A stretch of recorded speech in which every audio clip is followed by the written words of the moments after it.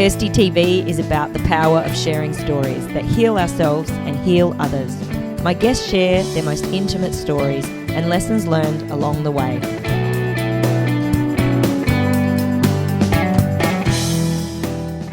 From as young as 7, Zachary Tristen had homosexual feelings, but when he was accepted as a trainee in the world premiere Christian Ballet company and signed a contract that stated that he would not participate in homosexual behaviour, he spent years trying to ignore his feelings and even tried to heal himself from homosexuality, which at the time he thought was a choice. This denial of himself led him to the brink of suicide before he finally got to a place of accepting and loving himself just the way he is. So you were 7 when you started having these feelings of same-sex attraction. I was 7 whenever I realized that something was different. That I liked girls, but it was different, and there was something off. At that point, I don't think you really know what it is. You know, it's not. But when you look back on it, you're like, okay, that's when I started to know. And then whenever I was 12 in high school, that's when I was like, okay, now I understand what that is. But I continued to date girls until I was 16, 17, just because I felt like if I dated enough girls, I would be straight. And my mom thought if I played basketball, I would be straight. So you tried a lot of things to really heal yourself, as you called it. You thought it was a choice. You're in a strong religious background, family and friends, so everyone thought this was a choice. Totally, yes. So when was it sort of torturous for you? What was it, the teenage years that were really painful to deal with these feelings that you were trying to ignore and push down? I think it was 1 year at ballet camp is whenever I met my first boyfriend. And how old were you? I was 17. Yeah, almost 17. First kiss? Yes, first kiss to a guy. I'd kissed a girl, but my first kiss to a guy, and I was like, okay, everything makes sense now. I knew what I felt for him was different than I had ever felt for any girlfriend that I had ever had, and it was very powerful and very strong. But then came the shame part, is, I have to hide this. I can't let anyone know. And he was in the exact same place. And I remember we lived about 2 hours away from each other, and I went and visited him. And it's funny, his grandmother totally knew, and we were sleeping in the same room. She tried to make me sleep on the couch and him in his room, and he was like, no, we're hanging out, having a slumber party. So I slept in his bed and he slept on the floor, and I got onto the floor later on that night, was just sleeping, and she walked in and slapped him. And made him go sleep down on the couch. So there was this huge just shame surrounding it, it was, I knew in my heart, this is what is natural. It feels, like love is supposed to feel. But everyone else around us was really against that. There was just that whole religious, going to church. And so I had literally been taught since I was young, you're going to go to hell if you're gay. There's just no option. And so it was that battle between those two things. And took a very long time for those kind of things that had always been embedded in me for me to see the other side of it. So hearing all of this negativity around you and gay hate, did you just feel that this was something you had to hide and you should never come out about? I did. After my first I had 2 boyfriends before I really was I want to be healed from this. My first 2 relationships were really young, and they were both kind of jerks, unfortunately. And I thought, well, this is my punishment for that kind of, for some reason I adopted that mindset. It was a punishment, and it's just because it's not meant to be, and this is wrong. And so I used that kind of against myself. And really I joined Christian Ballet Company's apprenticeship program. I was up front. I had told everyone about this in front of 400 or 500 people, which is really, when I look back now, I was kind of did that to start my road to transformation, to be straight. You told them that I had struggled with homosexuality and that I wanted to change. Okay. So at this point, you're literally trying to deny it and force yourself to be straight. What does it do to your soul to deny who you are? It's painful. It's really painful. It's that shame. It's just like anything else. It's literally like being ashamed of your skin color. It's that embedded in you. It's not a choice. Like, why would I choose that? Why would I choose to put myself through this? Yeah. You know, I would beg. I would lay at night and beg and plead with God to make me straight. Like, beg and plead. I would read every book. I went to counselors. I went to deliverance ministers.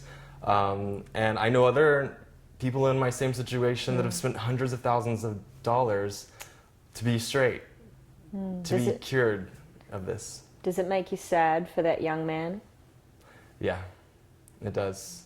But when I look back, I really see the healing that's happened.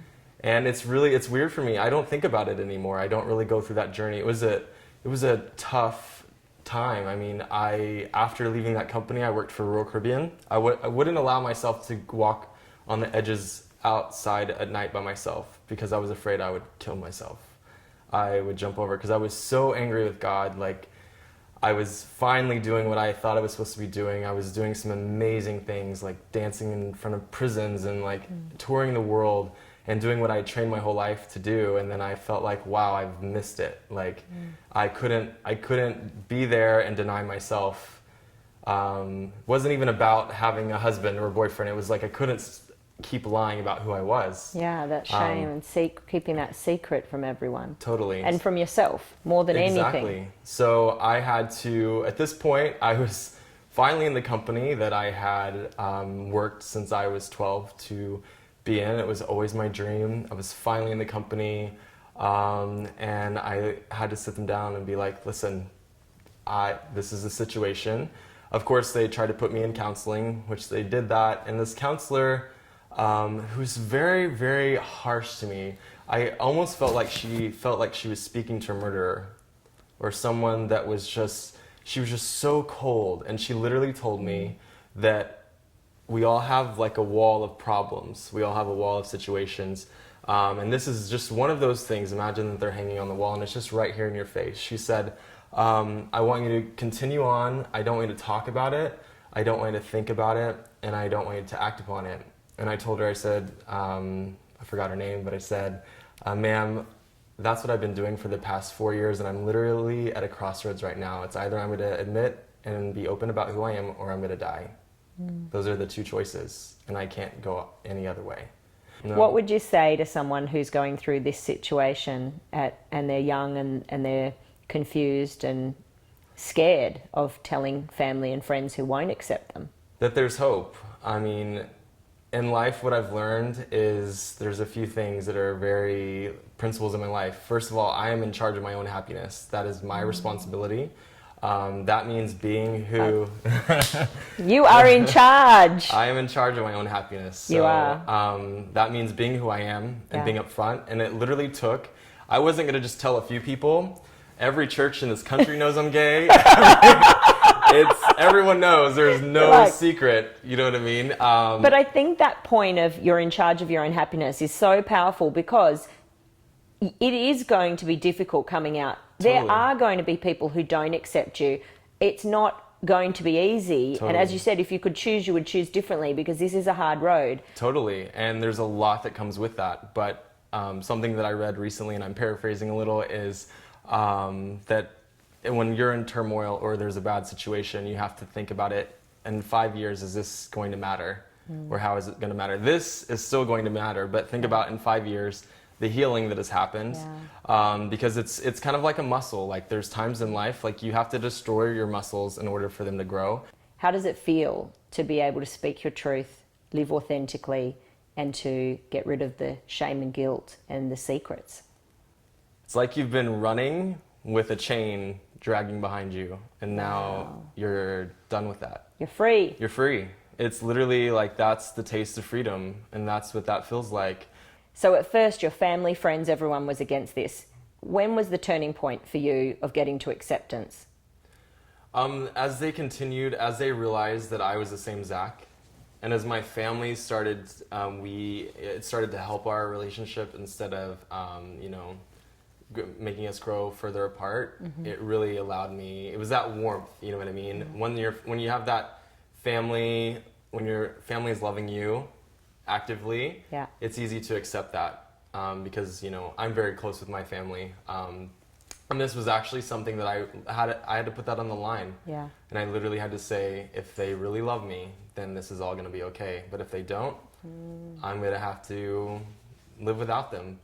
And it took time. I think that's the other thing for people to understand, that if your family doesn't accept you straight away, don't write them off. Give them a chance, because they can grow as they become more aware. Your family was super religious, and they had to start to open their mind to there was a different way and that their church wasn't right. Exactly. So I love this text message that you sent me the day that I asked you to do this interview, from your mum, who you say had homophobic Baptist roots. Major. And I'd love you just to read out what you sent to me that she had said. Well, she said, be honest.